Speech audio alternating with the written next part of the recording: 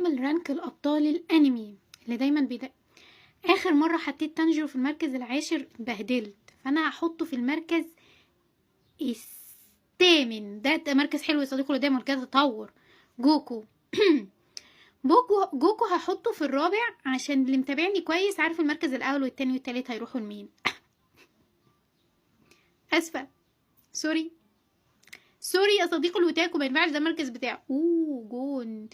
جون هحطك في السابع، لانك لا تستحق بصراحه انك تتحط في مركز قليل.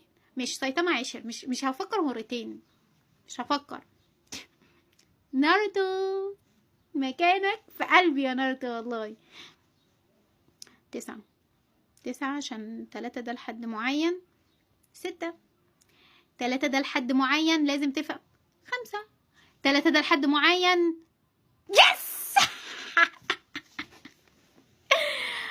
بس باينه انا كده يعني. بص اصدقائي اللي تشونين، اصحابي اللي كنت بلعب معاهم في الشارع، لوفي وناروتو وتشيجو والمركز الاول والتاني والتالت، انا كده تمام.